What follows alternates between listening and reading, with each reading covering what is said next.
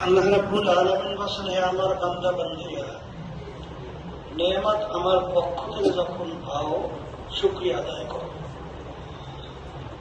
শুকরিয়া আদায় করলে নেয়ামত আমি তোমাদের উপরে আরো বাড়ায় দেব।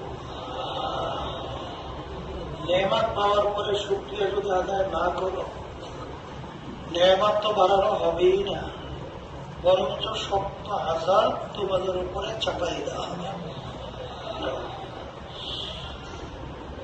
অনেকের ইচ্ছা থাকা সত্ত্বেও কিন্তু মাহফিলে আসতে পারে নাই, আবার অনেকের সুযোগ থাকা সত্ত্বেও কিন্তু মাহফিলে আসে নাই। আল্লাহ রাব্বুল আলামিন আমাদেরকে আসার তৌফিক দান করছেন। বেশি বেশি শুকরিয়া আদায় করো, আবার বলি আলহামদুলিল্লাহ। চরমনের মাহফিল সম্পর্কে যারা কুরআন তারা তো অনেকটা জানেন। অনেক আমার ভাইরা নতুন আসছে। আমার দাদাজান চরমনের মাহফিল শুরু করে গেছিলেন,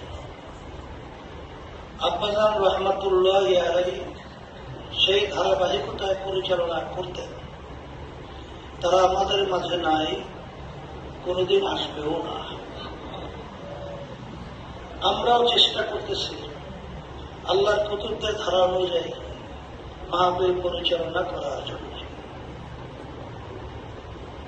এই মাহফিলের প্রথম দিন আব্বাজান বলতেন দাদাজানের কথা, মারিফাতের আলোচনা একটু বেশি করতেন। দ্বিতীয় দিন শরীয়তের আলোচনা একটু বেশি করতেন। তৃতীয় দিন সব বিষয়াদি নিয়ে আলোচনা একটু বেশি করতেন। কারণ এই তরিকাতের লাইনে আল্লাহ রাব্বুল আলামিনের মুহাব্বত ভিতরে পয়দা হওয়া, আল্লাহর পরিচয় ভিতরে অর্জন করার জন্য বিশেষ করে দুইটা রাস্তা আছে তরিকাতের লাইন। একটা তরিকায় সুলুক আর একটা তরিকায় ইশক।